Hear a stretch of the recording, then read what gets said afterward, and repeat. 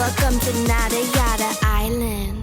Next on Metro's Nada Yada Island podcast. I almost fainted when the 4 new bomb shelves arrived. 4 free Samsung Galaxy A16 5G phones at Metro. No way. And finding out the 4th line is free? Oh, things got heated. That's wild. Join Metro and get 4 free Samsung 5G phones. Only at Metro. Plus tax. Bring 4 numbers and an ID and sign up for any Metro Flex plan. Not available currently at T-Mobile or been with Metro in the past 180 days. The new year is the perfect time to start fresh. So why not make it delicious? Start your day with Bob's Red Mill 100% whole grain oats. One simple ingredient with endless possibilities. Whether you're a sweetness savorer or a good health guru, with Bob's Red Mill, you can have a naturally delicious breakfast made your way. So savor your mornings with premium oats, perfected by nature and made to be shared. No matter how you top your oats, you're always welcome at our table. Look for Bob's Red Mill oats in the blue bag.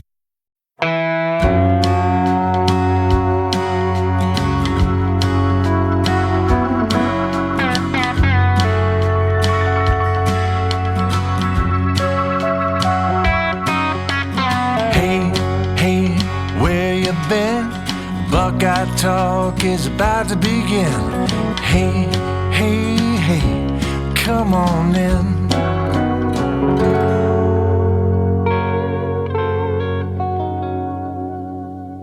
Welcome back to Buckeye Talk. I'm Stephen Means. That's Stefan Krajisnik, and that's Andrew Gillis. This is your Thursday Big Pod, and it's time for our annual awards, because it's award season, I think, in entertainment world. I don't know. I don't know. I live in sports world. I don't know when things are. I just know when the Super Bowl is, and that's a week from Sunday. That's all I know. And I don't have to cover a football game until August. That's not true. The spring game is in April. That's the next time I have to cover a football game. But anyway, we started this award back in 2020 because, again, that's when we were all stuck inside trying to find a million different ideas. And we came up with the Marshon Lattimore Malik Hooker Award. In fact, I think it started before Nathan and I even got here, but we kind of coined it and made it an annual thing to talk about it. And essentially what that is, Stefan, is if you remember Marshon Lattimore and Malik Hooker's time at Ohio State, you remember 2016 and how awesome they were. And the fact that Marshon Lattimore had a bunch of picks and a bunch of pick sixes, and not Marshon Lattimore, Malik Hooker had that. Marshon Lattimore ended up being a top 15 draft pick in the NFL draft. Well, the road to that was actually pretty rocky. Malik Hooker showed up here as a very lowly rated recruit, and it kind of was blocked and had to wait his time his first 2 years here. And then for whatever reason, it randomly popped in 2016 in year 3. While Marshon Lattimore was a top 100 recruit who just couldn't get healthy. His hamstrings literally would explode on him every single fall camp the first 2 years he was here. And then he finally got healthy in 2016 and ends up being one of the best cornerbacks in college football. So out of that was born this idea of, we all know the third year of a college football player's career is money year. That's the first time in their career that they can make the decision to go pro or come back. And for some, it's pretty obvious what comes next, right? Caleb Downs is not going to be here after 2025. And then there's people like Emeka Egbuka, where he could have gone pro after 2023, and I think he would have been, at worst, a top 60 pick in the NFL draft, but that's a guy who could come back, have a more healthy year, and establish himself as a first-round draft pick. Chris Olave did that. We've seen people do that in the past. But year 3 is the money year, and this award is born out of a guy who hasn't done much his first 2 years, and not done much can range from he's just a backup piece to he literally has not played football for Ohio State these first 2 years, Andrew. And then all of a sudden, opportunity meets preparation meets football gods in your favor, and you go from dude who hasn't played for 2 years to one of the best players in college football, or maybe just on the team. You don't have to be a first-round draft pick for this award to apply to you. So we're going to go through it with the 2023 recruiting class, which coming out of high school was the 4th best class in the country, first in the Big Ten. Brandon Ennis was the only 5-star recruit in that class. They had 6 other top 100 recruits: Jermaine Matthews, Noah Rogers, Carnell Tate, Calvin Simpson-Hunt, Jason Moore, and Luke Montgomery. So far, the transfers from that class: Noah Rogers, who was a number 52 player, number 8 wide receiver. He played 14 snaps as a true freshman and transferred to NC State, where he just had 35 catches for 478 yards and a touchdown. Calvin Simpson-Hunt, number 63 player, number 8 cornerback, played 29 snaps over the last 2 years, and now he's headed to Baylor. Jaden Bonsu, number 277 player, number 24 safety, did not play the last 2 years, and now he's at Pittsburgh. Cedric Hawkins was a number 361 player and a number 35 safety. Andrew, we always joke with you about random times that players commit when you're just not expecting it and you're not ready for it. I know you've had it happen when you have been on dates and when you've just been in your car or during the holidays. Imagine having one happen at halftime of the Rose Bowl, when also Ohio State's trying to come back and Jackson Smith-Njigba is in God mode. That's what Cedric Hawkins did. He did it at a time that not even the coaches were aware that it happened until after the game, like 2 days later. He's now at UCF after spending one season here. And then Miles Walker, number 501 player, number 33 offensive tackle, did not play over the last 2 years, and now he is at Boise State. The only player who has an established starting role through their first 2 years here from that class is Carnell Tate, who was the number 58 player and the number 9 wide receiver in that class. He's coming off of a year where he was a starting Z receiver, 691 snaps, 52 catches for 733 yards and 4 touchdowns. So that leaves essentially, Andrew, everybody else for you guys to choose from. I also sent this out to the texter 614-350-3315, 2-week free trial, $3.99 after that. And I sent them a list of players and I had them rank them. Let's just start running through guys. Stefan, I'm going to let you go first. Who is your number one on the lookout for 100%? This guy's going to be a star even if he hasn't done anything really significant the past 2 years. You know the answer to that. I do, but I want you to say Andrew knows the answer to that. Our listeners know the answer to that. It's Arvell Reese, linebacker. Yeah! The next man up. The future All-American, I think I might have said on my way too early drive the bus predictions. Arvell Reese is my guy to watch. I think playing alongside Sonny Styles is going to be extremely beneficial for him this year. We haven't done our defensive depth chart projection yet. We'll see. Do you think we're going to have a debate on if it's CJ Hicks or Arvell starting alongside Sonny? Or are we saying CJ Hicks is more of a defensive lineman at this point? I think that we are going to be having a debate of whether or not Arvell Reese is first team All Big Ten or second team All American. No, I'm joking. I don't. We'll get into that more on Monday, but I think Arvell Reese is going to be their starting linebacker next year. I think the combination of getting to play this year along Sonny Styles and getting to play behind Cody Simon in the 2024 season is going to do wonders for Arvell Reese. I think we saw this year the flashes of the instincts and the athleticism that he possesses.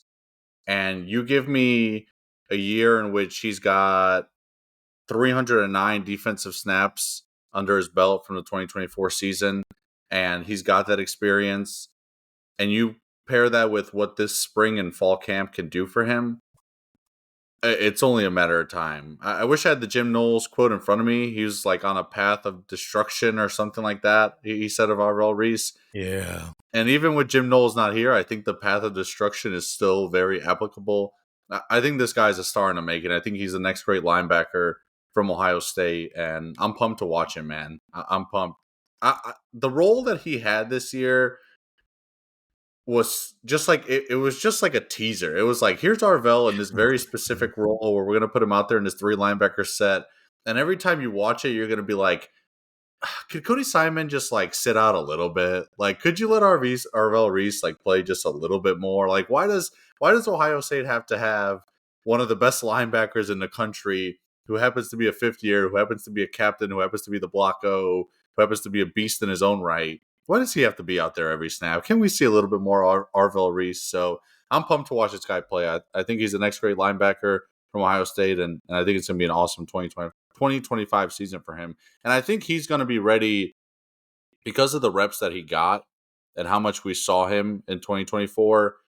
I don't think this is a guy that we say, oh, once we get to November, like he's going to be really clicking. I think he's a guy that against Texas, you're going to be watching, you're going to be like, holy crap, this guy is here. He has arrived. Like, we are going to see him against Texas make big plays. I don't remember the verbiage he used, but I remember when he said it because you and I looked at each other like, oh yeah, baby, we're locked in now. There's no going back. Yeah, the This gates have been sealed. The Arvell Reese ship is about to take off. 309 career snaps for Arvell Reese. Obviously, he played a lot more this past season. 43 tackles, 4 tackles for loss, a half sack, 7 pressures, and then in coverage, 9 catches allowed on 10 targets for 64 yards. So he's a Mike linebacker. It's not like he's playing Sam linebacker where he spends a lot more of his time in coverage. I think, Andrew, Sonny Styles' return is a big deal for Arvell more than anybody else because Stefan and I are obviously in a media-loving relationship with Arvell at this point, who, again, listen, part of the reason we are is because we're cleveland.com. And this kid's from Cleveland and went to Glenville. So that's part of this. 1, he's very, very good. 2, we're cleveland.com.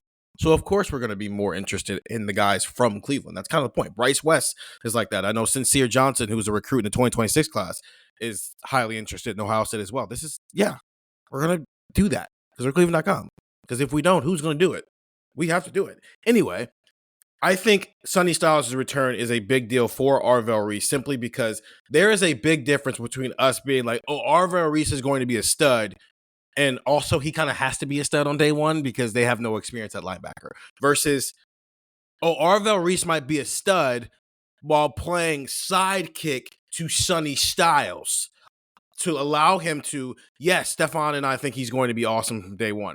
But just in case he's not the best version of himself against Texas, it's okay because Sonny Styles is his Cody Simon, the veteran who knows what he's doing, who can allow Arvell to settle into his role that by the time we get to the end of the season, or even midway through the season, it's like, oh, yeah, that's what an Ohio State linebacker looks like. Where was Arvell Reese on your list?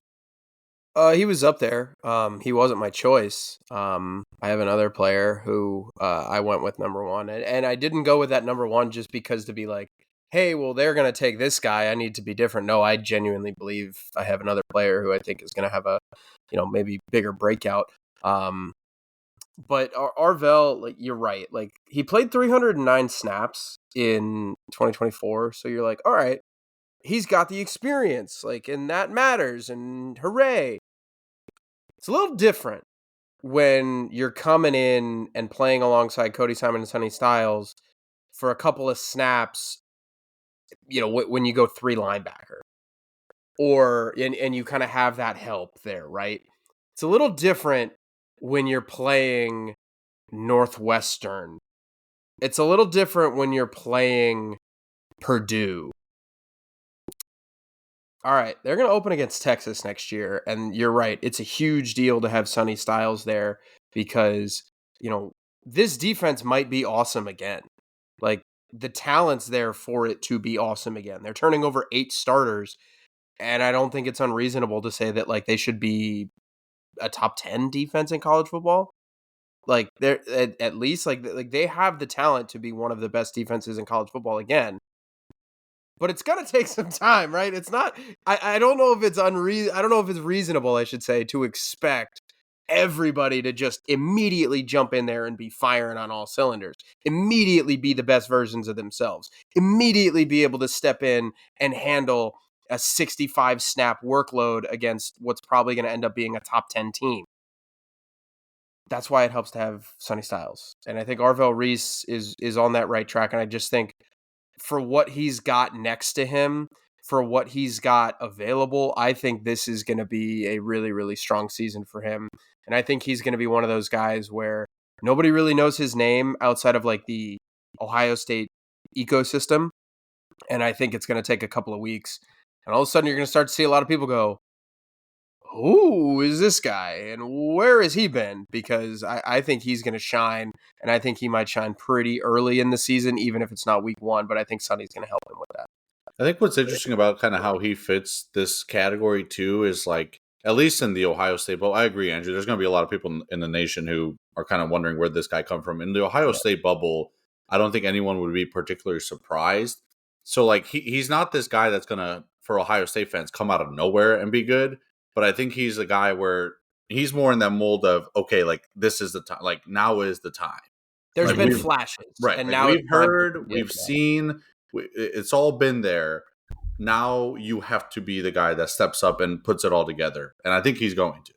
Before we continue here with Andrew's first pick, I sent a survey out to our texters, as I mentioned, 614-350-3315. I made a mistake on the survey, and some of the texters pointed it out to me. I won't reveal who I made the mistake with until we get to that person, but I sent them 10 names and I should have sent them 11. So I am going to say ahead of time, I was wrong. I made a mistake. I apologize. But we are not going to get through this pod without mentioning this person because he 100% deserves to be named. With that being said, of the 10 names I did send, because listen, no one's perfect, right? Listen, you win a natty and sometimes you lose to Michigan. It happens. It happens to the best of us. You just got to take accountability. And not to be taking accountability. There is a gap between the top 4 and the other 6, like a significant gap between those guys. And so I am wondering if, even if the order is not the same, I am kind of wondering here if we end up with a similar feeling as this continues to play out here. Arvell Reese was 3rd for our texters with a score of 3.08. And I'm Stefan, you taking him number 1? Duh. Come on, man. I knew where I was going with that pick. He got 20.8% of the first place votes. I think you know who the other 2 guys are ahead of him. I'm wondering if Andrew's about to pick one of them right now. Yeah. So you said you left somebody off the list. I think I'm gonna take him, Caden McDonald. I think Caden McDonald is going to have a really, really, really, really good year. And I think this is going to be an interesting one to monitor because one of the things that we brought up with Knowles in the last 2 years, I remember it maybe being more of a thing in 23, Stephen, maybe more than this year. But there were a couple press conferences that we had with Jim Knowles where he would just go, guys, Jack Sawyer, I know the stats don't jump off the page, but my God, he does everything right. And he's such a big part of our defense. And he's this and he's that and blah, blah, blah. And he basically just needed to get in front of us to be like, guys, this is unbelievable what he's doing. I think we're going to have the same thing with Caden McDonald. So Caden McDonald, he has 20 career tackles. 6'3", he's listed at like 326. But you saw the surge, if you will, against Penn State when you lose a defensive lineman and Caden McDonald comes in and frankly is maybe the reason why Penn State didn't score, because Penn State could not run up the middle against Caden McDonald, who, again, in theory, is just a backup defensive tackle at that point. And they couldn't get movement. They couldn't push the line of scrimmage. And Caden McDonald was able to hold that front and keep them out of the end zone. And obviously, Ohio State won 20-13 because they were able to get the ball back. And then they just ran the ball down and they ran the clock down. Caden McDonald is not going to have 7 sacks next year for 50 tackles, and he's got a pick somehow, and all of a sudden you're looking at him going, wow, like, this is unbelievable. I can't believe that this guy produced all these stats. It's not going to pop. But I think Caden McDonald is going to be one of the best, like, one-tech nose tackle type players in the country next year. I really believe that when we get to December, January of 2025, 2026, Caden McDonald's going to have an NFL decision to make because he's going to have very, very good draft grades and draft, analysis from a lot of those different types of people. So Caden McDonald's going to ball out. I'm very excited to watch him play. People have talked about him. I think that is really noticeable as well. Like when other defensive linemen go, this guy's really good and you need to pay attention to him. Like that to me, I stands out. I know people have called him Baby Tyleek in the past. This kid's really good. And the stats might not show it, but this, I think, is one of Ohio State's next great interior prospects, especially when you have Edric Houston, who's going to play 3-tech, presumably, next to him. Then all of a sudden you've got McDonald and you've got Houston as your interior guys. I think Houston's really good as well. But Caden McDonald is going to be maybe the straw that stirs all that drink for the defensive line, because he's the guy that has to eat up double teams. He's the guy that has to take on, all the interior, kind of muck, if you will, where everybody's just kind of just collapsing in on him on the line of scrimmage. And Caden McDonald's really good, and I think he's going to handle that really well. So I look at him as a guy who is going to be one of the more important pieces of Ohio State's 2025 defense. It's a large straw. It's a very large straw. Oh my goodness, yeah. He's a massive human being. Sometimes you get straws for, a fountain drink. Sometimes you get a straw for a slushie or a smoothie. Yeah, some straws got to be bigger. He was the number 269 player, number 38 defensive lineman in the 2023 recruiting class. Georgia didn't recruit him very hard. And you would think a guy like this, who's from Georgia, would get recruited pretty hard. But he's undersized, as you mentioned, Andrew. This is exactly the type of player sometimes, though, that Georgia gets. I know they all 6'5", and they like length on their defensive line. But he's 330, and they do like those big bodies. And but he's undersized, and so that's why. And you've seen him in person. It's not.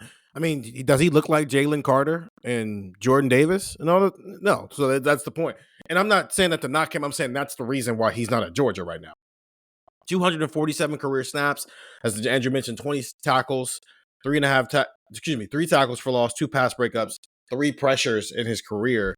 I mean, you said he's not going to have a pick and a bunch of tackles and all that. I don't know, man. Tyleik Williams, 53 tackles, 10 tackles for loss, 3 sacks, and 5 pass breakups in 2023, and then 46 tackles, 8 TFLs, 2.5 sacks, and a pass breakup this year. I don't know, man. If he's baby Tyleik, well, that's what Tyleik just spent the last 2 years doing, and he is a similar size and athleticism as Tyleik Williams.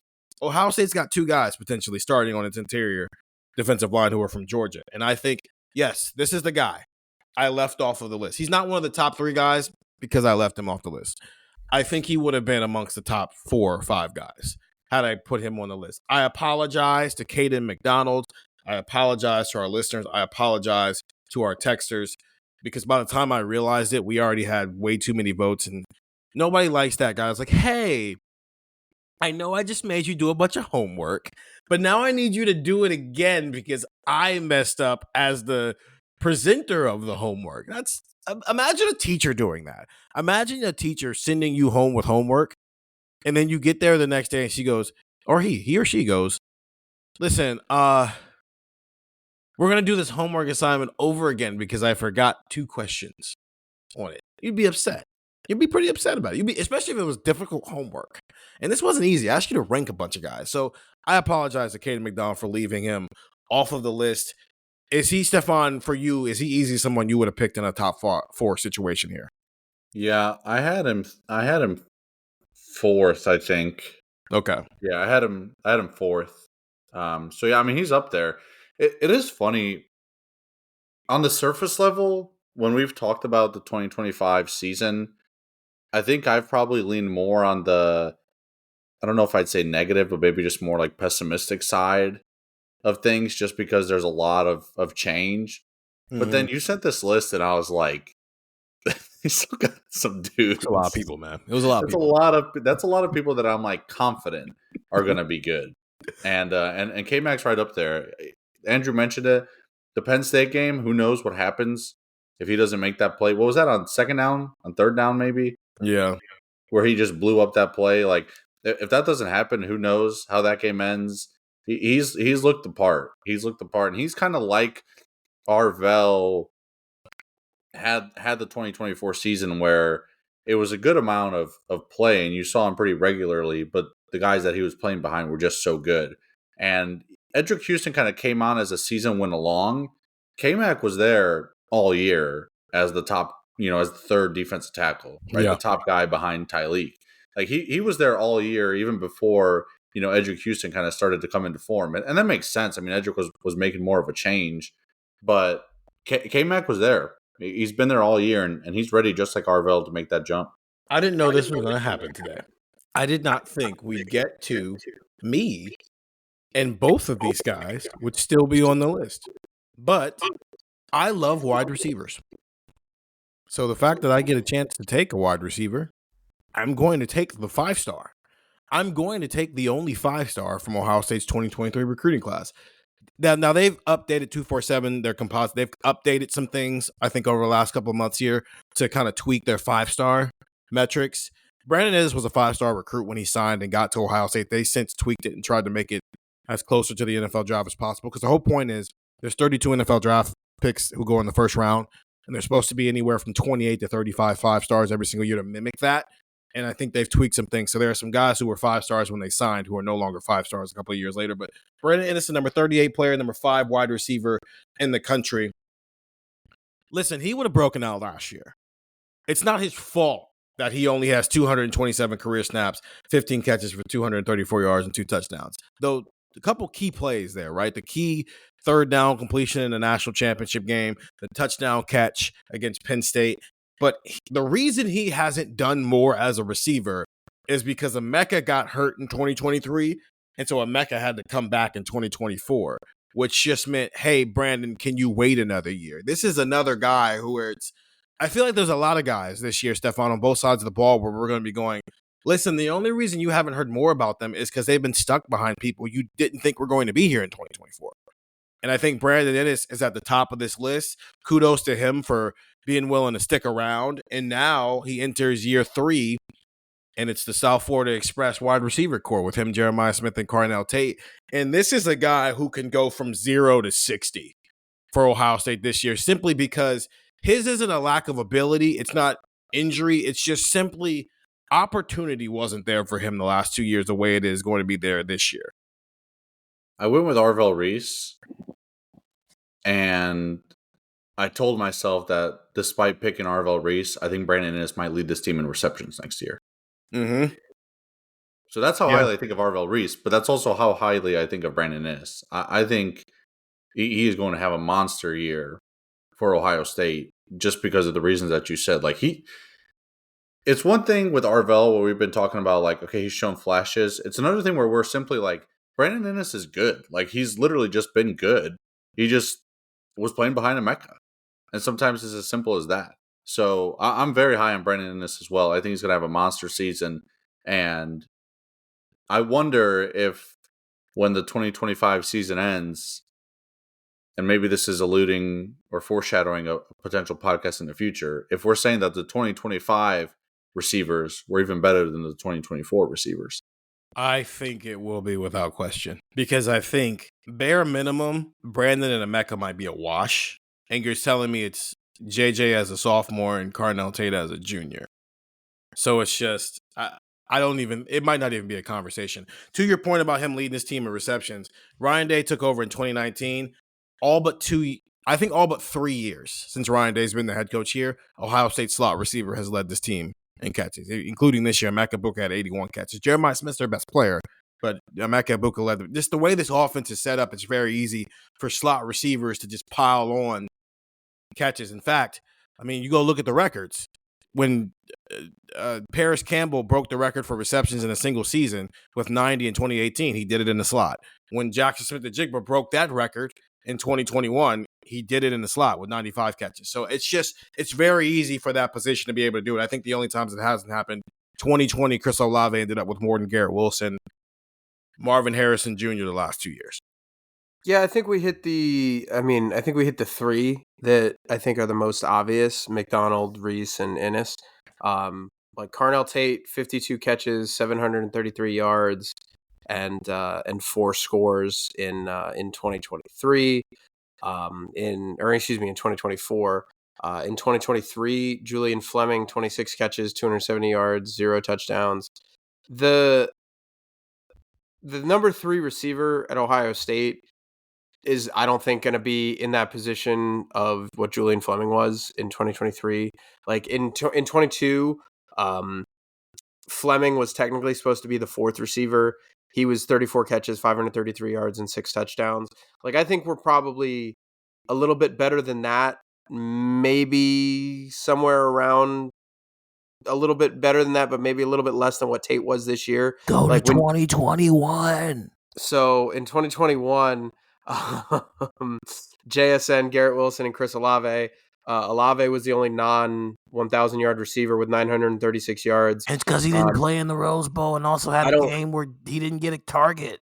I don't know if we're going to get that level of production from Ohio State's receivers. I don't think we are, and frankly, I wouldn't bet on it for a couple of different reasons. But I think the first one is that was C.J. Stroud, and look, maybe Julian Sayin is C.J. Stroud. Exactly, because he's a 5-star in his first year as a starter, just like C.J. Stroud was, and people wanted C.J. benched after 2 games. I don't like when he whispers like that. I'm not really whispering. CJ Stroud, 44 touchdowns, 6 picks, 4,435 yards passing. Maybe Julian Sayin can be that. But I think you're banking on a couple of different things. I think you're banking on Julian Sayin playing like, okay, this dude's a top 5 pick easily. And I think it's immediately clear that he does that. So I think, like you mentioned, Steven, No, it doesn't. No, it doesn't have to be. That's the point. C.J. Stroud did that, yes. At this time, and at this, people are listening to this pod on Thursday, January 30th. At the moment people are listening to this pod, people did not think that about C.J. Stroud. What you are talking about, C.J. in hindsight. Oregon, and that was the reason they lost that game is because of the defense. Right, but what I'm saying, but you're also speaking. You're speaking in hindsight because we know what C.J. Stroud is now. People did not blame the defense first; they blamed C.J. first. So when you say that is Julian Sayin going to turn into C.J. Stroud, we don't know that right now. That's true. We didn't know that about C.J. at this point either. That's all I'm saying. So if we can't, I think it's one of those things where. How did you view Ohio State's wide receivers heading into 2021? This is why I keep bringing this up. We knew the receivers were awesome, and they had a new guy in the slot, and a highly rated quarterback that we thought was a dude, but we weren't totally sure. And even after 2 games, we were kind of like, I don't know. That's what I'm saying about. I'm not talking about Julian Sayin being C.J. Stroud in November of 2021. I'm saying Julian Sayin seems to be on the same level that C.J. Stroud was on January 30th, 2021, on January 30th, 2025. So what does that mean if he continues on this trajectory? I don't know. Maybe we get out of the Texas game and people want him bench for Stavian St. Clair. But then he gets to the end of the season, he still has those numbers. Because again, longer year, but also it's the same scenario. We know that the 2 outside guys are established. That's 2 of the best receivers in college football. And you got a new guy in the slot who's a former 5-star, wearing number 11, by the way, who we think might be a dude who just hasn't had the opportunity. That's how 2021 happens. And you mix that with a defense that may take a step back. That's all I'm saying.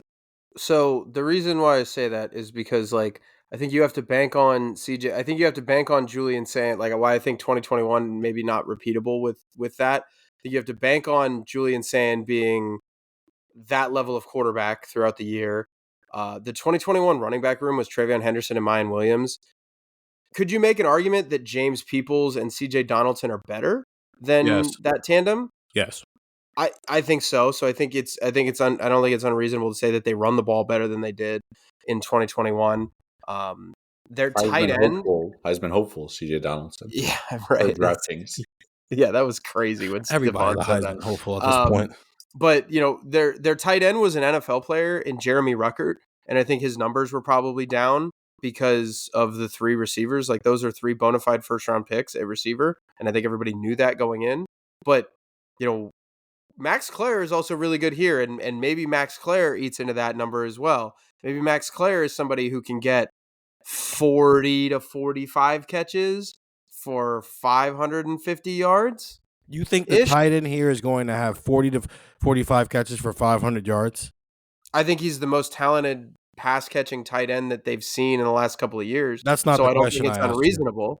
I asked you, so that's the thing. You're using historical precedent to talk about something that's not happened in the last couple of years. I'm saying that you are comparing Max Clair's stats at Purdue, where he was literally the only living, breathing option that they had, to him now coming into a situation where, frankly, good players can play at Purdue. The team can just suck. He was the only weapon they had on offense. Yeah, of course. And now he's not the only weapon they're going to have at Ohio State, of course. There is an argument to be made that when Julian drops back to throw and he surveys the field, Max Clair is at best the 4th best person to throw the ball to. That's a very different world for Max Clare to be living in. I'm not saying he's not a talented tight end. I just think it's going to be like this season. Yes. Because it's Charles Barkley said, I cannot believe I'm quoting Charles Barkley on this podcast. Anytime we can quote Charles Barkley, do it. Yeah, but sometimes you love the SEC, so anytime anyone from the SEC says something, you respect it. He says this a lot with basketball players, that every team has to have a leading scorer. It doesn't make you a great player. It just makes you the least worst player on a bad football team, on a bad basketball team. I'm not saying that Max Clare is not as good as his numbers suggest. What I am saying is his numbers are a product of environment more than they are maybe his actual talent level. I think him, Jeremy Ruckert, Cade Stover might be closer in talent than you think. The difference is Cade Stover and Jeremy Ruckert played with Marvin Harrison Jr., Emeka Egbuka, Jackson Smith-Njigba, Garrett Wilson, and Chris Olave, and Travion Henderson, and Quinshon Judkins. Max Clare played with us. That's all I'm... So I almost want to throw out Max Clare's production. All that tells me is he's a reliable pass catcher. It doesn't tell me that he's going to... So when you say 45 to 40 catches, I just don't think that's a realistic idea for an Ohio State tight end because, one, we've never seen it. Two, they don't have to throw to the tight end here because there's 4 other people who you probably should be giving the ball to more. So your point about his talent level, fine. His production is going to come down. I'm just telling you. If he has more than 30, I think that's a fair and I'll say this. If he has more than 30 catches this year, I will come on this podcast and be like, I am absolutely wrong. Absolutely. But I just don't think he's going to have that. I'm writing this down because 30, I think he goes over 30. If he goes over 30 and there's no injuries at all, everybody's fully healthy and he has over 30 catches, I will be shocked. And it has nothing to do with him. And it's about every single body else. That's all I'm saying. You got 3 5-star wide receivers, and you've got a highly recruited running back and a 5-star quarterback. I've seen this story before. And the tight end doesn't get the ball. The wide receivers and the running back end up getting the ball. Okay, so I have it January 29th. Yeah. As we record this at 1:15, Stephen will apologize to me and Max Clare. Quote, if he goes over 30 and there's no injuries, I will be shocked, and it has nothing to do with him. I wrote it down. Yeah. All right, 30. All right, 30. That's a low number. Okay, I feel really good about that. How many times has a tight end at Ohio State had more than 30 catches, Andrew? Well, Cade Stover had it in 23, and there were injuries. Yeah, there were injuries. Right. And then in 22, Ruckert, I don't think got there. Ruckert wasn't on the team in 22. Cade Stover might have had over 30 in 22. And who was missing? In 22. Oh, that was when JSN got hurt. Right. That's what I'm saying. So that's why I am not saying Max Clare doesn't have the ability to. I'm saying the opportunity won't be there unless some people get hurt. Cade Stover had it. Emeka Egbuka was not healthy even when he was playing football for Ohio State. That ankle was not healthy. 22, they were missing the best wide receiver in college football. Ironically enough, they replaced him with the best wide receiver in college football. But that's just tight ends don't get the ball here, man. Someone remind me what this had to do with Brandon Inniss. I said he should go look at the 2021 numbers, and he said Max Clare might have 45 to 50 catches. I didn't say 45 Okay, to 50. fine. Sorry, 40 to 45 catches. Yeah, I said that's not insane. So that might take away from Brandon Inniss. Fine. I think this offense is going to look like 2021. And it sounds very similar to 2021 right now as we're going into some things. New highly rated quarterback, new highly rated running back, 3 dudes at receiver, even if one of them hasn't had a chance to really show it yet, and a defense that might take a step back. That's why I picked Brandon Inniss. Those were our top 3. Those were not the Texans' top 3. Brandon Inniss was second for the Texans. Arvell Reese was third. And then Steven's an idiot and forgot to put Caden McDonald on the list. So he was not on the list, but I'm sure he'd have been amongst the top 5. Let's take our first break, and then we'll get into some more people here on Buckeye Talk. Your neighborhood just got cooler with Kroger Delivery's refrigerated trucks. Simply order groceries at the same great prices online as in-store, and we'll bring them to you fresh every time. And if that wasn't cool enough, you can now earn 4 times the fuel points after 4 with your digital coupon. Choose a next-day Kroger delivery time slot for 4 p.m. or later on Tuesdays, Wednesdays, and Thursdays. Must deliver by February 4th. Restrictions apply. See Kroger.com for details.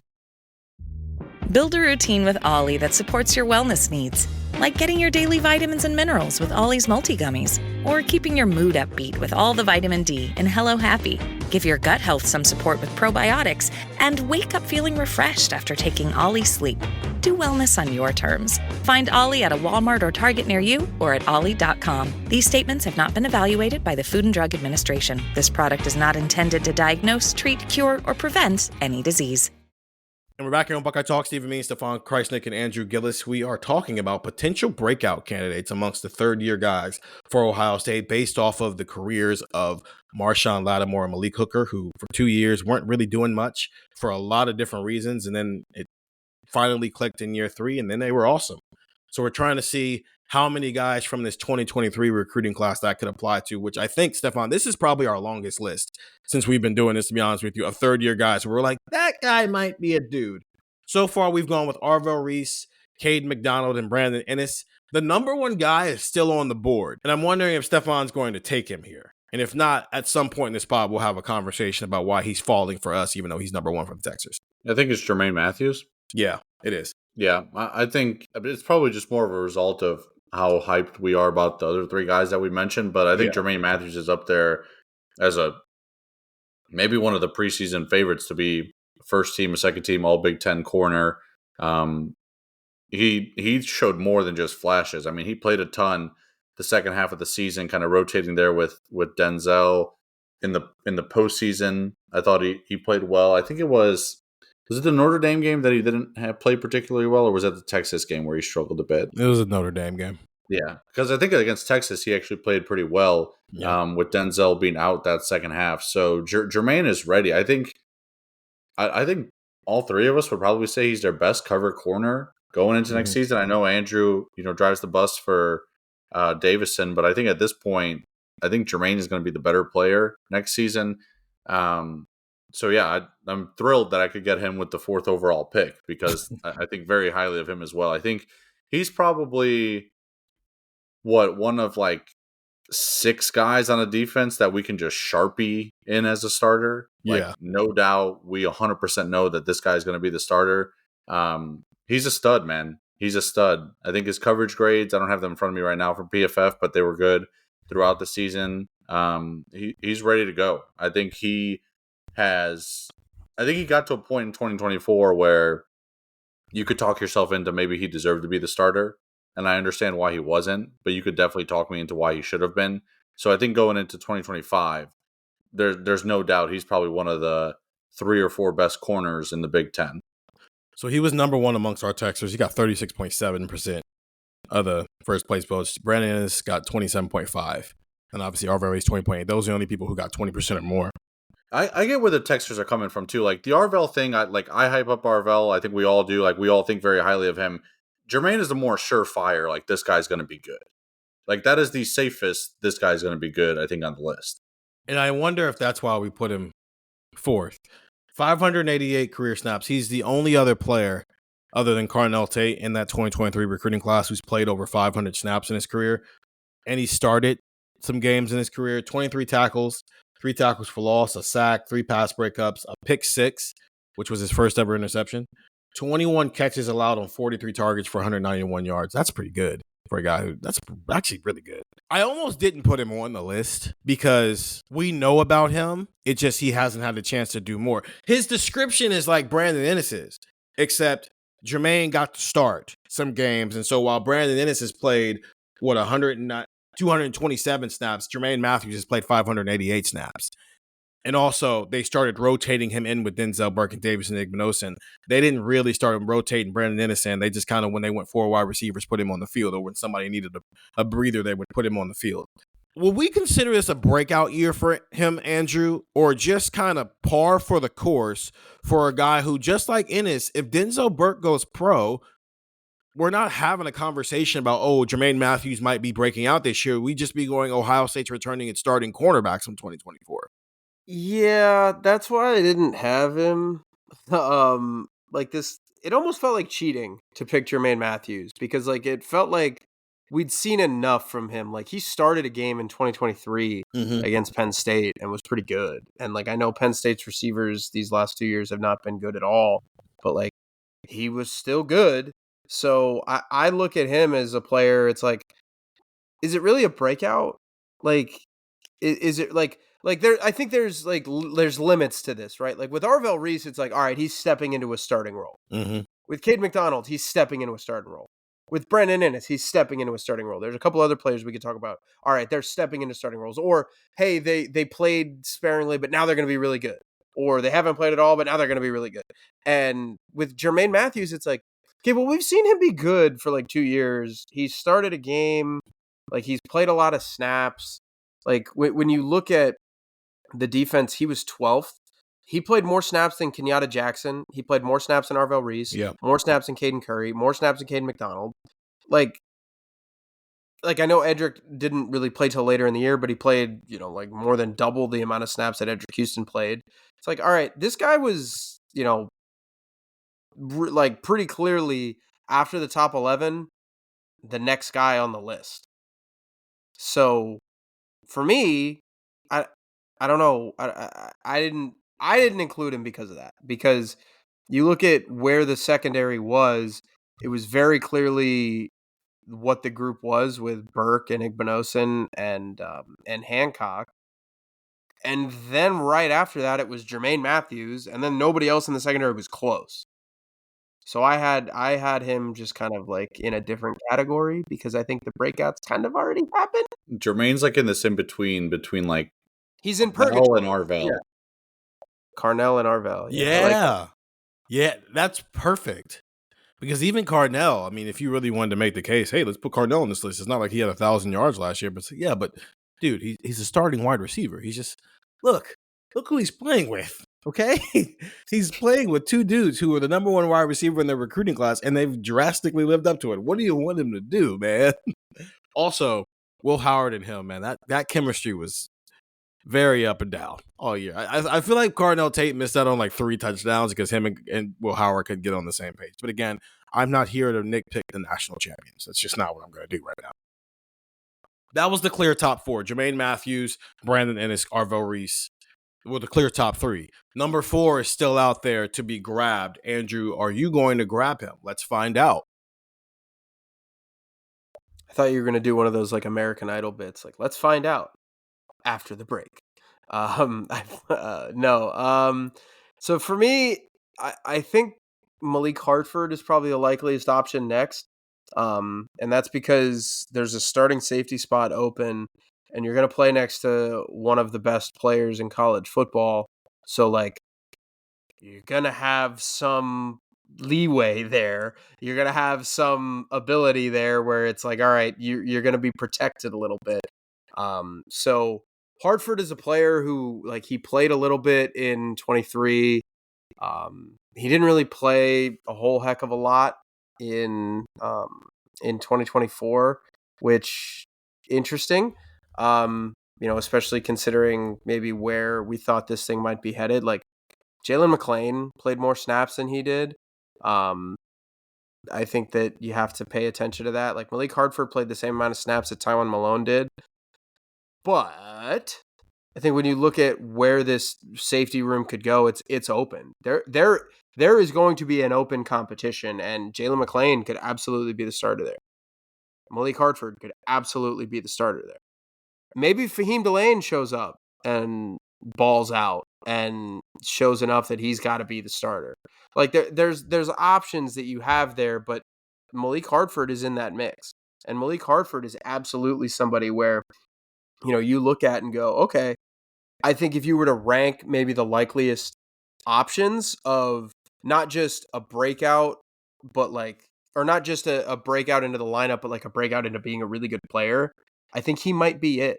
I think there are a couple other names on this list where it's like, okay, well, maybe the path might not be there, or, we've seen him play already, and I don't even know if this is a breakout. Like, we've seen him play and he looked fine. I think Hartford might be the guy where he steps in the lineup and you're like, wow, this is good. This is really, really impressive. So he was 5th for the Texans. And remember, I said there was a significant gap, like a 2-point gap between number 4 and number 5 on this list. And he got 1% on the first place votes. everybody got a first place vote, which I thought was interesting. The number 161 player, number 11 safety, 4-star recruit, has played 253 career snaps. Even started a game last year when Josh Proctor was out in 2023. 18 tackles, 3 pass breakups. He's allowed 4 catches on 7 targets for 8 yards. He almost had a pick too, but then him and Lathan Ransom, had that little weird moment at halftime of the Texas game. That was really weird. I put him on the list to the Texer, Stefan, but I didn't seriously consider him. And it's because I don't know if he's winning the battle for the other safety spot right now. I don't know how much to put into when Ohio State needed someone to step in for Lathan Ransom against Nebraska. They didn't go with the second-year guy who started a game for you already. They went with the true freshman. And I don't know how much to read into that when they're going to have this entire offseason to battle it out to start next to Caleb Downs, who, by the way, third-year guy we did not consider for the breakout player list because I don't know what's the breakout. He wins the Heisman Trophy. Like that's kind of it.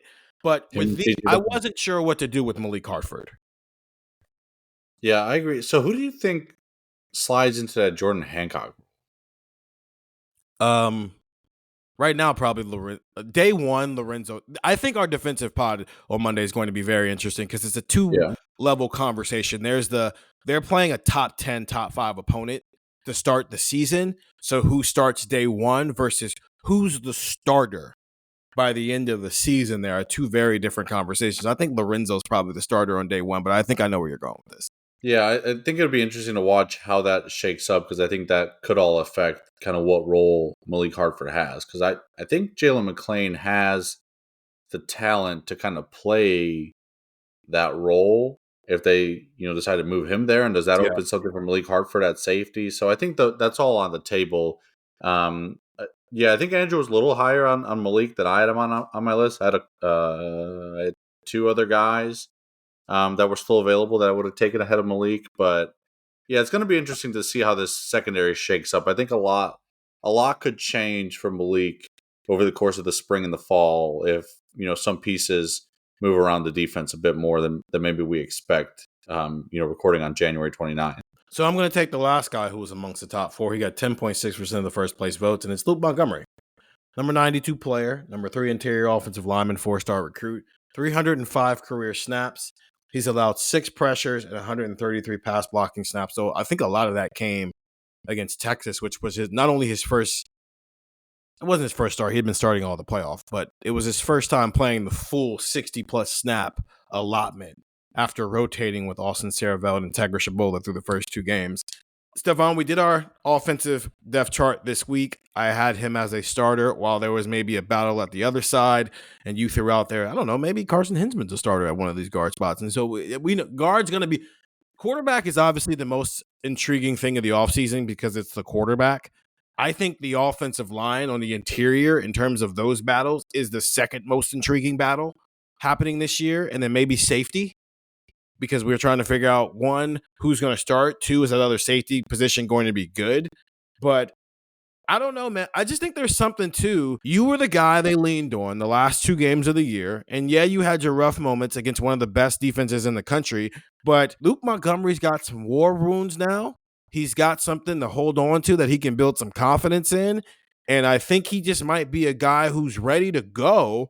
And in year 3, maybe he's at an all Big Ten level, or maybe he's just a pretty decent guard out there for him. But I just think being a second-year guy who had to play a year before maybe you were ready to play guard can go a long way in your development. I'm with you 100%. We heard from Ryan Day and I think from Chip Kelly like numerous times throughout the season of how good Luke Montgomery was, to the point where we were kind of having conversations amongst ourselves of like, okay, why isn't this guy playing? And the moment he started playing, we were like, okay, why isn't he playing more? Why isn't he just the left guard? And then he ended up being just the left guard. I think the trajectory of how they talked about him to how he ended up playing was very promising in 2024.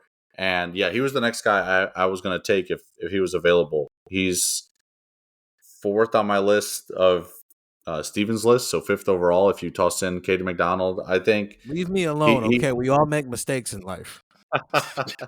he looked the part, man. He had a few blocks where, like you said, it wasn't consistently great. There were moments where it was not great, but he made up for it for the lows with some plays where he just put a dude in the ground.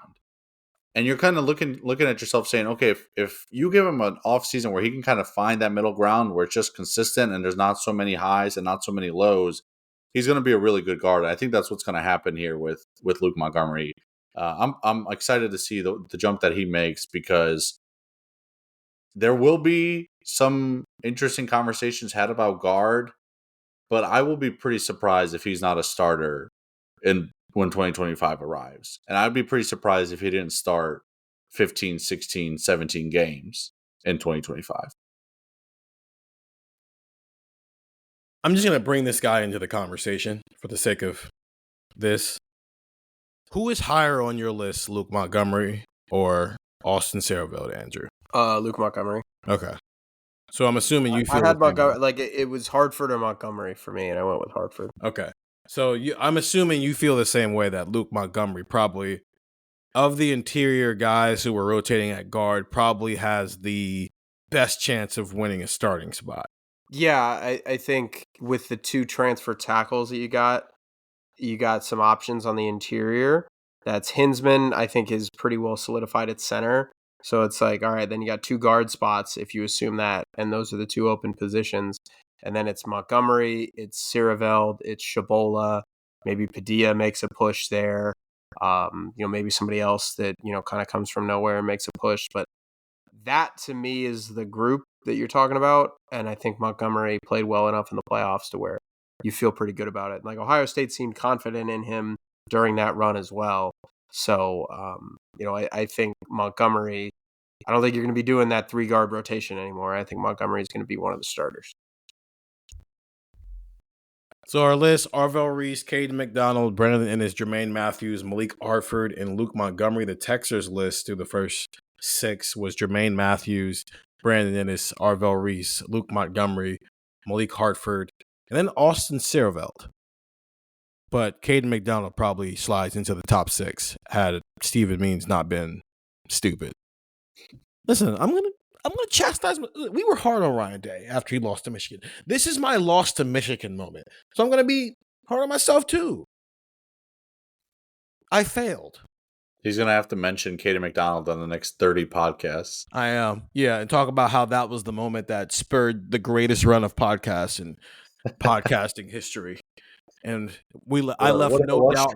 Title. Yeah, I won the podcasting title, and I left no doubt in terms of survey sending and my ability to do so. Let's take a break, and let's see if I can continue to leave no doubt going forward here on Buckeye Talk.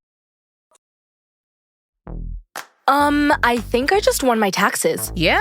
I just switched to H&R Block in about 1 minute. All I had to do was drag and drop last year's return into H&R Block, and bam, my information is automatically there. So I don't have to go digging around for all my old papers to switch? Nope. Sounds like we just leveled up our tax game. Switching to H&R Block is easy. Just drag and drop your last return. It's better with Block.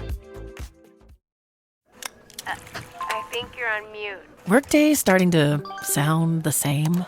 I think you're on mute. Find something that sounds better for your career on LinkedIn. With LinkedIn Job Collections, you can browse curated collections by relevant industries and benefits, like flex PTO or hybrid workplaces, so you can find the right job for you. Get started at linkedin.com/jobs. Finding where you fit. LinkedIn knows how. And we're back here on Buckeye Talk, talking third-year breakout star so far. Arvell Reese, Caden McDonald, Brandon Ennis, Jermaine Matthews, Malik Hartford, and Luke Montgomery's names have all come up on this pod. Let's run through a couple of more here.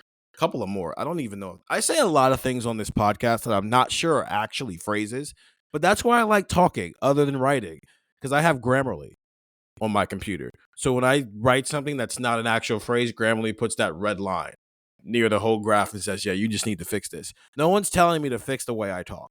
Maybe. Get the text, 614-350-3315, 2-week free trial, $3.99 after that. You could tell me if I should fix the way I talk. I will read it.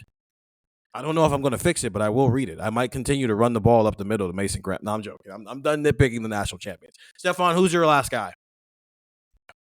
I'm going with Austin Sareveld. We mentioned him a bit there before the break, but I think he's another guy who's going to be, in the mix for our starting spot. this season. I don't have his exact snap count ahead of me in front of me, but he's a guy who obviously played a huge part in the 2024 season. Maybe more so than a lot of the guys that we've even mentioned ahead of him. I thought the way they used him, basically anytime anything changed on the offensive line, he was the pull in case of emergency card. And I thought for the most part he came through when needed. Early in the year when Donovan Jackson was injured, played some left guard. Made that rotation between left guard and right guard with Luke Montgomery and Tegra Shabola. I think when Luke began starting at left guard, I think they said Serveld was dealing with a little bit of something, so it kind of limited him to kind of only really rotating with Tegra and playing right guard.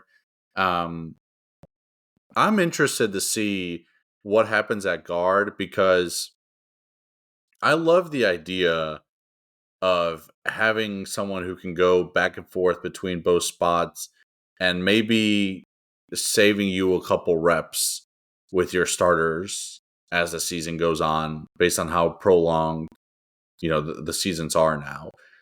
I don't hate the idea of maybe not rotating them as much as you did in the playoff, but we've said this a million times on the pod. Why does offensive line have to be you play every snap? And why can't it be a bit more like receiver where, hey, we can rotate you every now and then between series? I like the idea of Austin Serveld playing 30 snaps in a game, but not actually starting. So I understand he's gonna compete for a starting role, and that's the goal, right? Like I wouldn't say Austin Serveld should accept that role and say, okay, that's what it's gonna be when late August rolls around. But if Ohio State's in that situation, I don't hate it. I've come around on this idea, and I'm sure you could probably find a pod from December 18th, but I'm like, this is not going to work against Tennessee's defensive line. Yeah. Part of me was going. I was thinking about because I was going back and listening to pods because I'm a sicko, and I'm like, oh, Stefan said this in December, and then he's talking on the Monday pod about, oh, I love this now. It's just funny. You win a ring, and all of a sudden, everything you do is genius work. Listen, you get presented with new information. By the way, anything said on December 18th when the last game we watched was that game against Michigan is fair game. That's a fair point. That's a fair point. Andrew, what do you think of swing? You see swinging tackles a lot. What do you think of swinging guard Austin Serveld? Yeah, I don't like it. I think I think you're gonna stick with your offensive line, and you wanna have those five. Offensive line is far more of a continuity position than any other position in the sport. Chemistry matters far more on the offensive line than it does at receiver. I think it's easy to rotate receivers, to rotate running backs, to rotate an edge rusher or something like that, to rotate a corner. Yeah, you have to play with your teammates. That's the whole point of the sport. But on the offensive line, it is very, very much a continuity chemistry position. And I think we saw that specifically in 2023 with an offensive line that, Ohio State brought in, and Josh Simmons wasn't playing all that well. And, Josh Fryer wasn't playing all that well. And it didn't look great. And then just progressively throughout the course of the year, they started to kind of piece some things together. I think you saw that with 2024 as well, where you lose Josh Simmons. Things got real ugly against Oregon in the second half. They could not run the ball worth anything. They did not look good against who they play the following week in Nebraska. They did not look good against Nebraska with Zen Mahalski at tackle.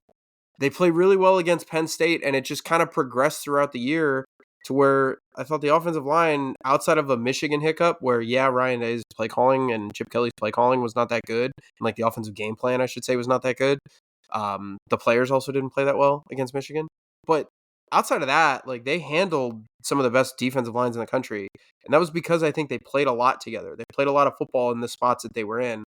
I don't think you should be doing that. Weren't they rotating the guards at that point? They were rotating the guards. Yeah, they were rotating the guards, but they were also getting more and more experience. And I just think that if you have rotating the guards, it's a little bit like the quarterback thing that you hear, where it's if you have two quarterbacks, you have none.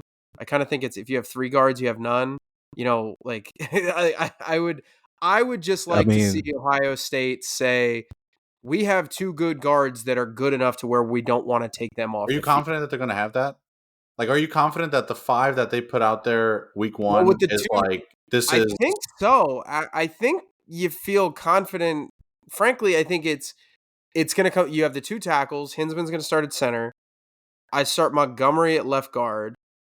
And then it's basically down to Shabola or Siereveld at right guard. the 2 guys that had to rotate this year?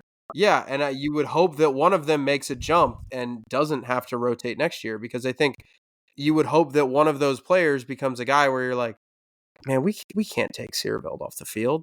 Like, why would we want to take him off the field right now? We don't want to do that.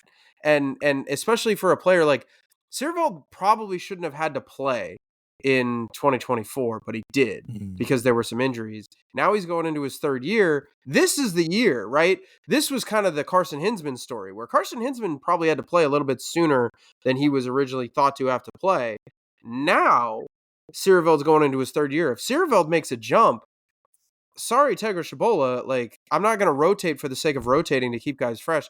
I'm keeping my best offensive line on the field. And then when it's 42-0 against, whoever, when it's 42-0 against Illinois or whoever you play next year, all right.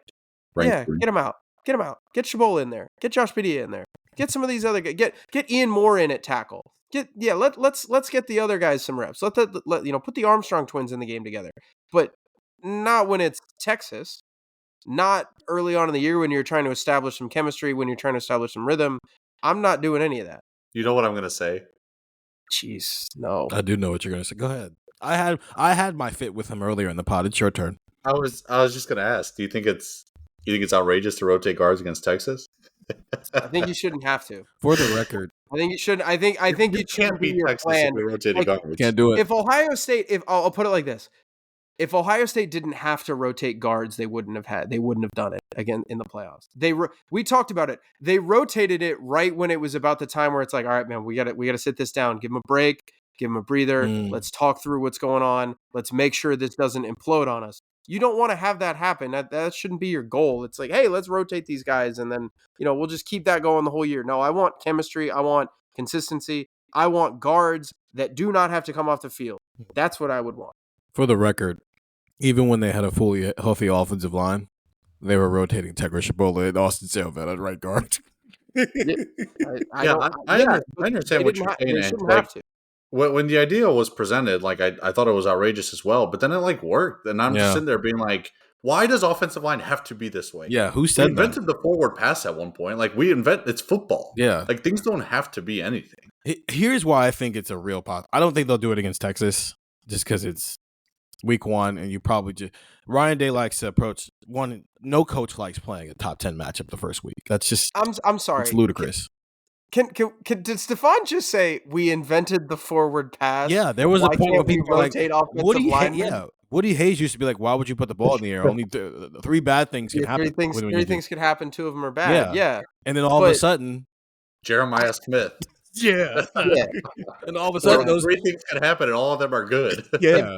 If Jeremiah Smith was alive in 1971, he'd have been a blocker. Woody Hayes would be renowned as the creator of the air raid. Correct. He'd be the next Adam Vinatieri. Which is kind of Stefan's point here. People evolve. Also, we're talking about a program who just spent this past year playing as slow as possible, because it's like, what if we just play slow for 12 games and then we just speed it up in the playoffs? Let's play the way we really want to play. Oh, I don't know, Ryan Day. You'll be holding up a trophy on January 20th. I guess that's how we'll do things. I don't think it's crazy if they rotate guards. Do I think they do it week 1? No.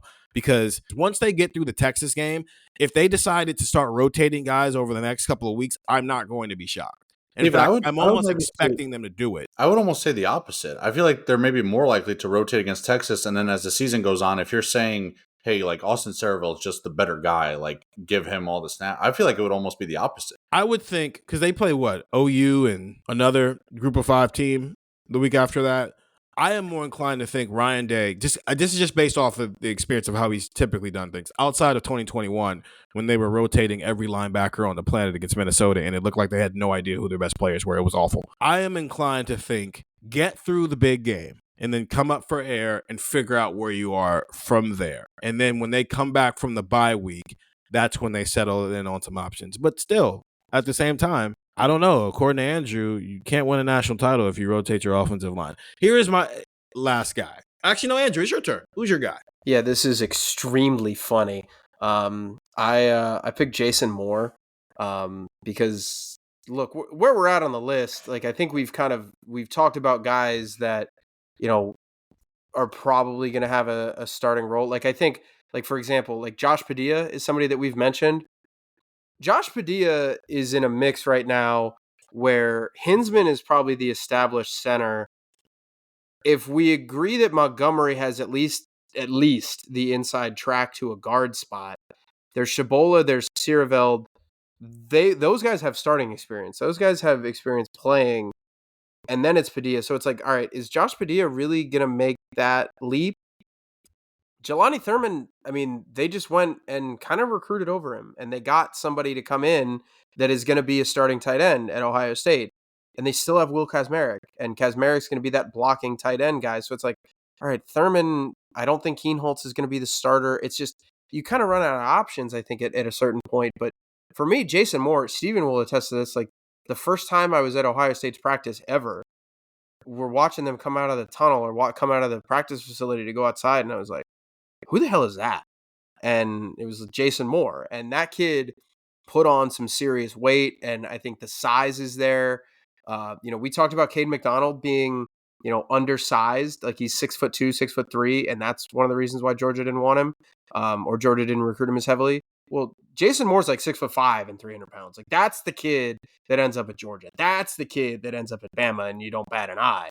So I think Jason Moore as a third defensive tackle this year can have a really, really nice role. But that's kind of where we're at in this conversation. We're not talking about somebody who, wow, this guy's going to be an All-American. This guy's going to be an All-Big Ten player, because I think we've kind of covered those guys already. But I don't think it's crazy for Jason Moore to carve out a pretty serious niche role on this defensive line as that third defensive tackle, because, you're talking about, all right, can he beat out Tywan Malone? Can he beat out Will Smith Jr.?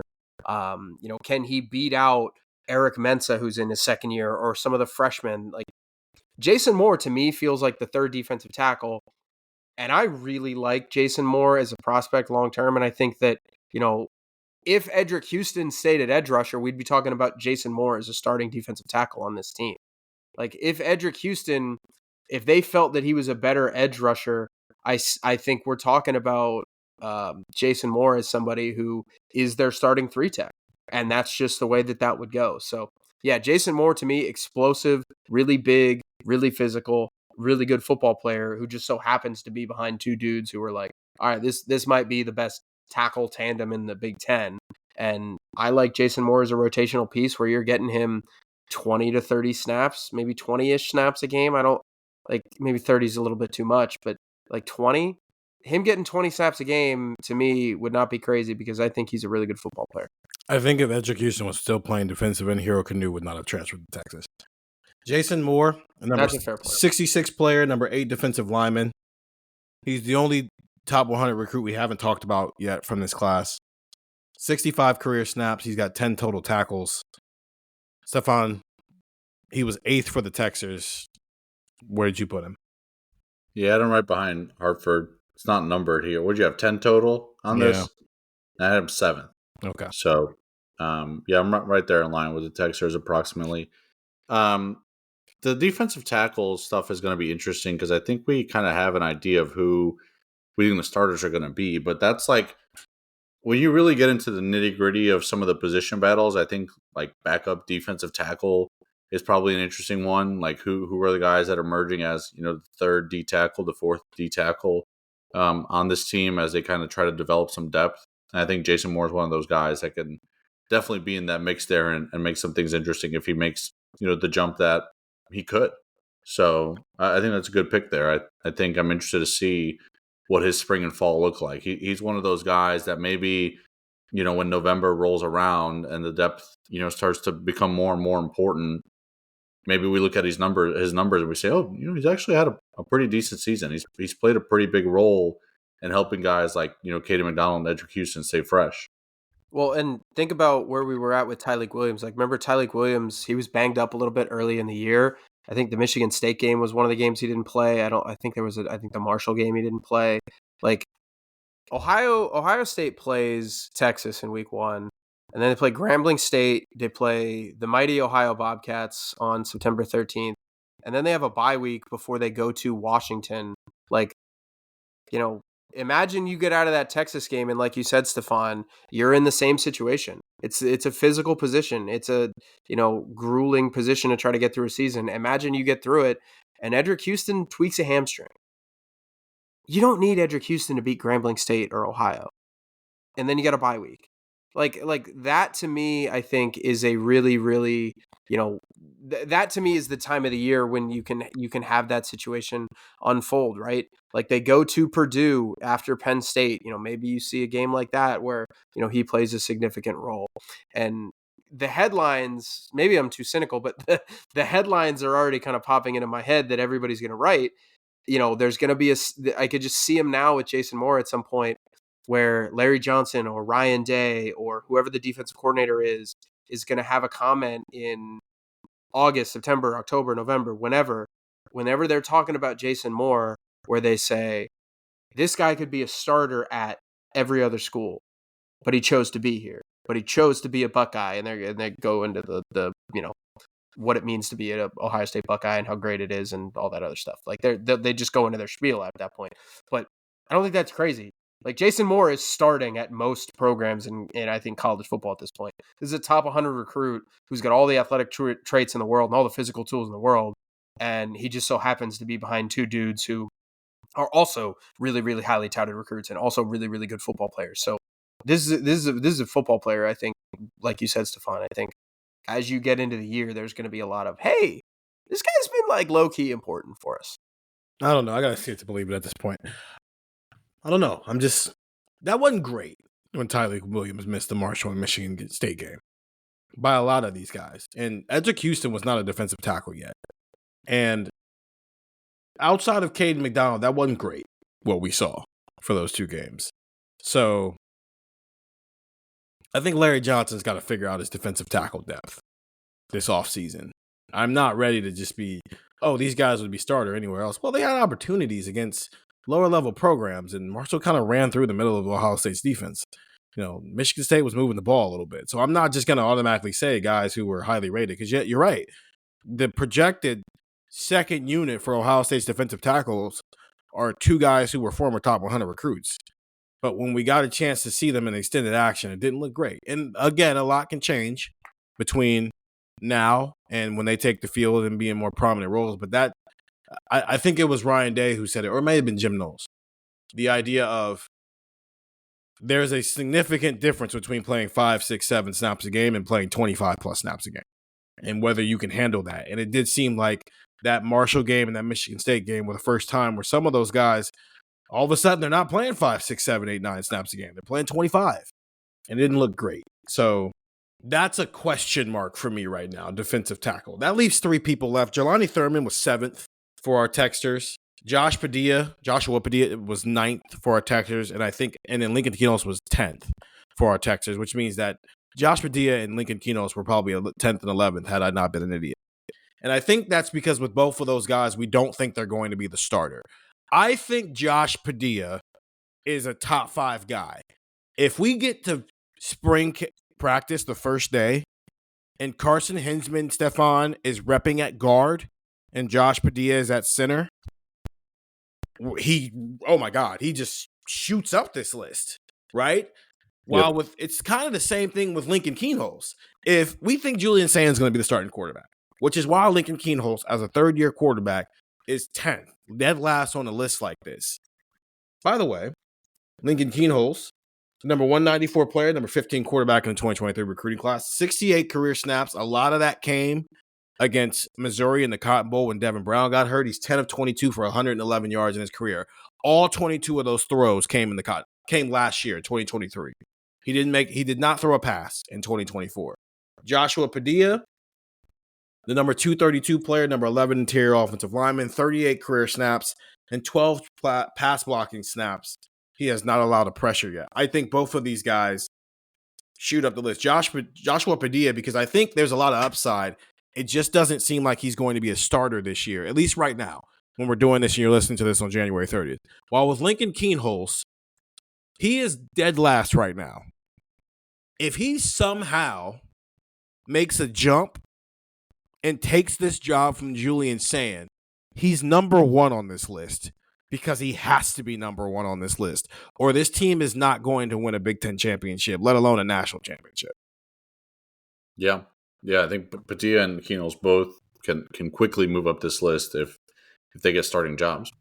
Yeah, I was going to say Padilla, I think, feels like the most likely kind of option to rise up, where it's like, all right, when we talk about guys at the bottom of the list, I think Padilla and Jason Moore are kind of in that same category. But maybe Padilla even has like a higher ceiling just because like Padilla might be a starter. I don't think Jason Moore is going to be a starter. I think when we talk about Jason Moore, it's like, hey, he could be a really valuable third defensive tackle on this team, behind Houston and McDonald. With Padilla, it's like, he might just have such a good spring that Justin Fry and company are like, yeah, we can't keep this kid off the field. Like he needs to be one of I was literally gonna say the joke. You think they rotate centers? Good Lord, that might center. See, that's the thing.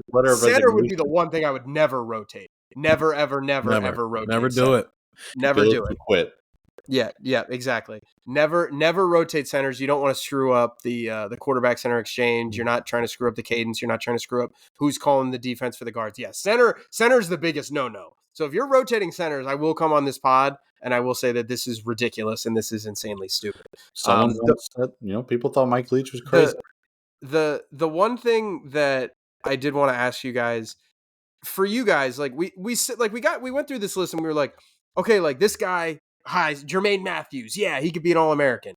We're, Cade McDonald. Yeah, he could be All Big Ten. And you go through those guys, and then you get to the middle guys, like a Luke Montgomery, where it's like, all right, this guy can be a really solid player. Jelani Thurman and Lincoln Kienholz. Like, is it fair to have Jelani Thurman in the Kienholz camp, considering kind of how we have talked about the potential for him these last 2 years? I'm just curious because like we have Jelani Thurman pretty well buried on this list. I think it's fair, but I did it and I was like, man, this kind of feels kind of harsh. And I was curious if you guys felt the same way. I think there's guys on this list who we haven't seen yet, and we say, yeah, but they've shown flashes of potential. Jelani's gotten his chances more than a lot of these guys, I think. He hasn't gotten a ton of chances, but I think he's gotten more than, a Jason Moore type player. Jelani Thurman's name came out of Ryan Day's mouth a lot in fall camp and early in the season. And you're always trying to figure out, when a player's name is getting brought up that much, why is it happening? How much of it is we as media are just asking about that player and he's answering a question? How much of it is maybe that player's flashing and the coach just wants to know about it? And that's typically the case when you don't ask directly about a player who's the coach is mentioning, right? That's why a lot of times, if you guys listen to some of the media stuff, we don't like to cater the conversation one way or another. At least we try not to. We'll just go, who are some guys who are doing this? And then they'll go, Andrew Gillis is Stefan Krajisnik is doing this. Oh, Jimmy Watkins is doing right. This is that's where they went. Where their heads go immediately if you don't put somebody's name in there. Because if you name somebody, they're gonna shut down and go, oh, everybody's working, everybody's we're figuring out things and stuff like that. So you don't do that. So or is it they're trying to send a message to the media, to a player? And I think for a lot of the year, again, I said this on the Monday pod as well, it felt like Ryan Day was Jelani's coming. Jelani's on his way. He is making hay here. And then you see how the season plays out. You see how his first 2 years have played out. 189 snaps, 6 catches for 60 yards, and a touchdown. One of those catches gave everybody a heart attack against Penn State. And you're like, well, maybe it wasn't, oh, Jelani's on his way. Maybe it was Ryan Day trying to galvanize Jelani a little bit, whether it was trying to bump him up and give him confidence or like, hey, or just trying to tell him, hey, get it together. We need you. And I think we'd have the answer. And I think it was a little bit of the latter happening, where it was trying to keep a kid's head who's not from here, who's from Atlanta, And again, his high school teammate, Aaron Nolan, is now in South Carolina. And you live in this world now where the transfer portal exists. So you are constantly checking the temperature of your own roster. Jelani Thurman is still here through the winter portal. Let's see what happens in the spring, though the spring window is never really as active. Especially this year, I think the spring window will be even less active around college football because revenue sharing kicks in June. So maybe if it's a financial thing and people are trying to negotiate, well, there's an extra $20 million about to get kicked around that Ohio State has a chance to work with for some of these guys. So I'm wondering if that transfer window in the spring just around the country is a little bit smaller than it's been in recent years. But we did this list from an optimistic lens, Stefan. I think if we were doing this dude's got to bring it this year, I don't know what's going to happen. I think Jelani is near the top of this list now because Andrew's right. They did go get a transfer portal tight end who was the best tight end in the transfer portal. And regardless of what his production is, he's going to play a lot of snaps for you this year. Will Kazmarek is back. He's going to play a lot of snaps for you. Bennett Christian might be their best blocking tight end, and he played more and more as the season went on, so you're expecting him to play a lot. Jelani might play a lot too because, again, 16, 17 games. And Ohio State made it very clear that they're trying to get to the finish line as healthy as humanly possible, and they succeeded at all but one position because of some freak incidents. I don't want to say now or never for Jelani because that sounds too hyperbolic, but it does kind of seem like Jelani's got to make a jump this year if he's going to be anything close to what we think he can be because he looks the part. But at some point, you got to stop just looking the part and you got to actually be it. Well said, my friend. Couldn't agree more.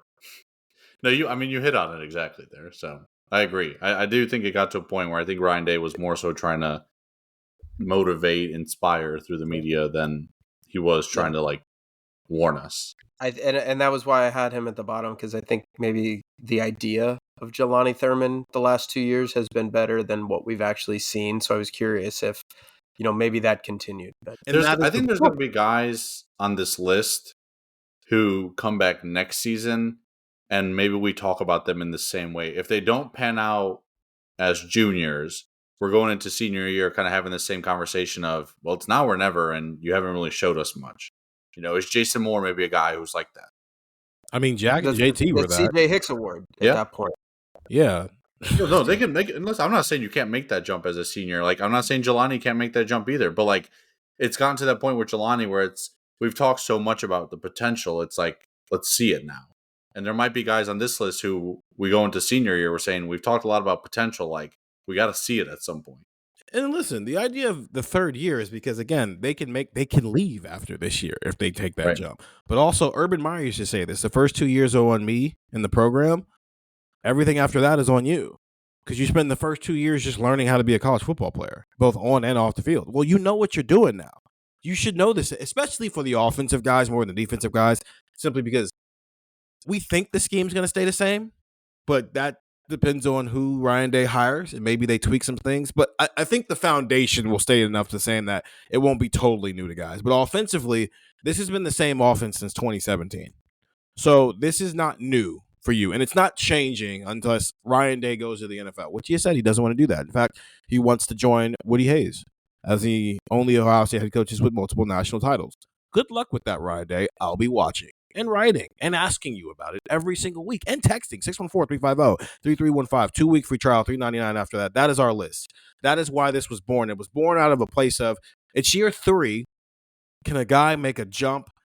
It seems like this 2023 recruiting class, who at the time on signing day in 2022, December, kind of was marred by the idea of maybe it wasn't as good as it could have been simply because of NIL and all these other variables that were in place. Caleb Downs was, of course, a member of that class and chose Alabama, and they ended up getting him on the back end when Nick Saban retired. Now, here we are 3 years later, and they are now the core of an Ohio State football team, and so many of them have still not necessarily established themselves as impact players, which is why this list might be longer than any other Marshawn Lattimore, Malik Hooker Award list that we have ever possibly done. Let us know how you think. 614-350-3315. 2-week free trial, $3.99 after that. For Stefan Krajisnik and Andrew Gillis, I'm Stephen Means, and that was Buckeye Talk.